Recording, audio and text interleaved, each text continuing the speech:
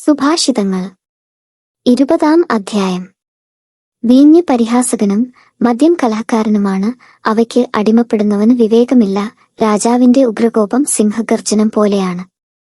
അവനെ പ്രകോപിപ്പിക്കുന്നവൻ ജീവൻ അപകടത്തിലാക്കുന്നു. കലഹത്തിൽ നിന്ന് ഒഴിഞ്ഞു നിൽക്കുന്നതു ബഹുമതിയാണ്. ഭോഷന്മാർ ശണ്ട കൂട്ടിക്കൊണ്ടിരിക്കും.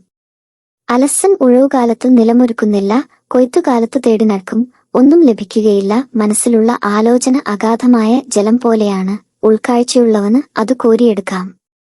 തങ്ങൾ വിശ്വസ്തരാണെന്നു പലരും കൊട്ടിഘോഷിക്കാറുണ്ട്. യഥാർത്ഥത്തിൽ വിശ്വസ്തനായ ഒരുവനെ ആർക്കു കണ്ടെത്താൻ കഴിയും? സത്യസന്ധതയിൽ ചരിക്കുന്ന നീതിമാന്റെ പിന്തലമുറകൾ അനുഗ്രഹിക്കപ്പെട്ടതാണ്. ന്യായാസനത്തിലെ ഇരിക്കുന്ന രാജാവ് നോട്ടം കൊണ്ട് എല്ലാ തിന്മകളെയും പാറ്റിക്കൊഴിക്കുന്നു. ഹൃദയം നിർമ്മലമാക്കി പാപത്തിൽ നിന്നു ശുദ്ധി നേടിയിരിക്കുന്നു എന്നു പറയാൻ ആർക്കു കഴിയും? വ്യാജമായ തൂക്കങ്ങളും അളവുകളും ഒന്നുപോലെ കർത്താവ് വെറുക്കുന്നു. തങ്ങളുടെ സ്വഭാവം നിർദോഷവും നീതിയുക്തവുമാണോ എന്ന് ശിശുക്കൾ പോലും സ്വന്തം പ്രവൃത്തികളിലൂടെ വെളിപ്പെടുത്തുന്നു. കേൾക്കാൻ ചെവിയും കാണാൻ കണ്ണും, കർത്താവാണ് ഇവ രണ്ടും സൃഷ്ടിച്ചിരിക്കുന്നത്. ഉറക്കത്തിന് അടിമയാകരുത്, ദാരിദ്ര്യം നിന്നെ പിടികൂടും. ജാഗരൂകത പാലിക്കുക, നിനക്കു ധാരാളം ആഹാരം ലഭിക്കും.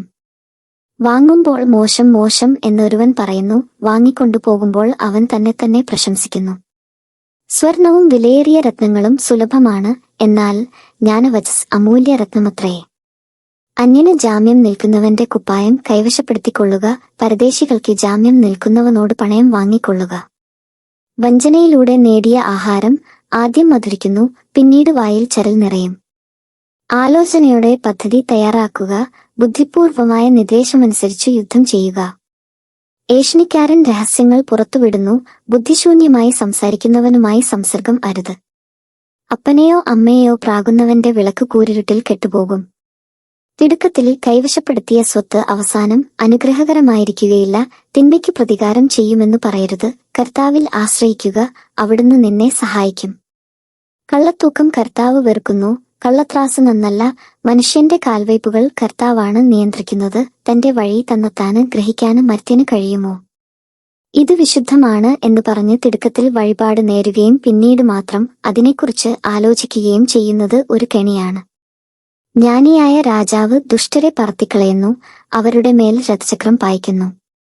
മനുഷ്യചേതന കർത്താവ് കൊളുത്തിയ വിളക്കാണ്, അത് അവന്റെ ഉള്ളറകൾ പരിശോധിക്കുന്നു.